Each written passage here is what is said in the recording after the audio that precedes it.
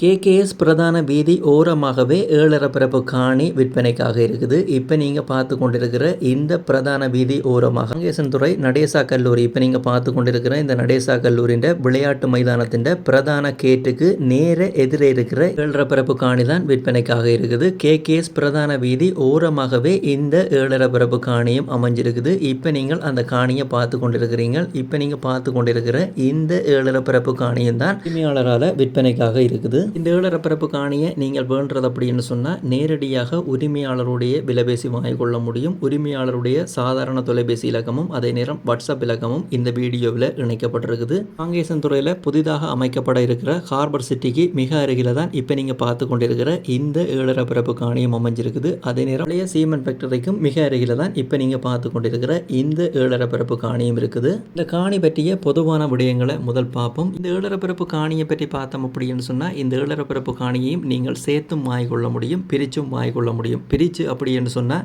2 பரப்பு 3 பரப்பு 2.5 பரப்பாக நீங்கள் பிரித்து வாங்கிக்கொள்ள முடியும். 2 அடி பாதை விட்டு இப்போ நீங்கள் பார்த்து கொண்டிருக்கிற இந்த காணி பிரித்தும் தரப்படும். நீங்கள் சேர்த்து வாங்குறது அப்படி என்று சொன்னாலும் வாங்கிக்கொள்ள முடியும். இந்த காணியை என்னென்ன தேவைகளுக்கு பயன்படுத்தக்கூடிய மாதிரி இருக்கும் அப்படி என்று பார்த்தா, இப்போ ரோட்டு கரையில் இருக்கிறபடியாக ஒரு கடை கட்டுறது, அப்படி இல்லை என்று சொன்னால் ஒரு வீடு கட்டுறது, ஒரு தொழில் தேவைக்காக ஒரு கராஜ் போட போகிறீங்க, அதே நேரம் சர்வீஸ் ஸ்டேஷன் போட போகிறீங்க, ரோட்டு கரையோரமாக ஒரு காணி பார்க்குறீங்க அப்படின்னு சொன்னால் இந்த காணி பொருத்தமாக இருக்கும். இந்த காணி சம்பந்தப்பட்ட ஏனைய விடயங்களை பார்த்தோம் அப்படின்னு சொன்னால், இந்த காணிக்குரிய எல்லையை பார்த்தோம் அப்படின்னு சொன்னால் கான்கிரீட் தூண் போடப்பட்டு கம்பி அடிக்கப்பட்ட நிலையில் இந்த இருக்குது இந்த 7.5 பரப்பு காணியும். இந்த காணி சம்பந்தப்பட்ட அடுத்த தகவலை பார்த்தோம் அப்படின்னு சொன்னால், இந்த காணி வெறுமையான காணி தான். இந்த காணிக்கு எந்த ஒரு கட்டிடங்களுமோ வேறு எதுவுமோ இல்லை, வெறுமையான காணியாகத்தான் இந்த 7.5 பரப்பு காணியும் இருக்குது. இந்த காணிக்குரிய கிணறை பார்த்தோம் அப்படின்னு சொன்னால், இந்த காணிக்கு எந்த ஒரு கிணறுமே இல்லை, வெட்டு கிணறோ குழாய் கிணறோ எந்த ஒரு கிணறுமே இல்லை, வேண்டவ தான் கிணறு அடித்து கொள்ள வேணும். அதே நேரம் இந்த காணி 7.5 பரப்பு அமைஞ்சிருக்கிற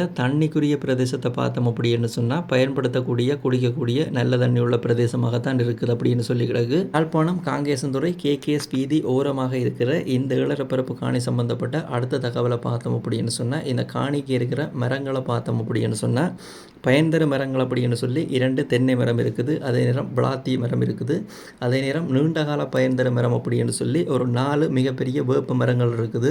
இந்த காணி சம்பந்தப்பட்ட பொதுவான விடயங்களை பார்த்துட்டோம். அடுத்ததாக இந்த காணி சம்பந்தப்பட்ட விலையை பார்த்தோம் அப்படின்னு சொன்னால், இந்த விலையை நீங்கள் நேரடியாக உரிமையாளரோட கதைச்சு விலை பேசி வாங்கிக் கொள்ள முடியும். விலை பேசி தீர்மானிக்கக்கூடியதுதான். காணி சம்பந்தப்பட்ட அடுத்த தகவலை பார்த்தோம் அப்படின்னு சொன்னால், இந்த 7.5 பரப்பு காணியினுடைய உரிமையாளர்கிட்ட தொலைபேசி இலக்கத்தை பார்ப்போம்.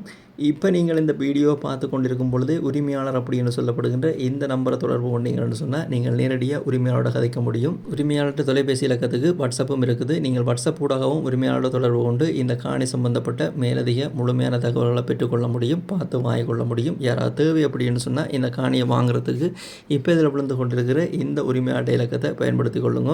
இதே போல் உங்களோட காணிகள் வீடுகள் நீங்கள் விற்கணும் அப்படின்னு சொன்னாலும் இந்த தளத்தில் விளம்பரப்படுத்தி கொள்ள முடியும். இப்போ இதில் விழுந்து கொண்டிருக்கிற இந்த கண்டெக்ட் நம்பருக்கு கண்டெக்ட் பண்ணிங்க அப்படின்னு சொன்னால் இந்த நம்பருக்கு வாட்ஸ்அப்பும் இருக்குது.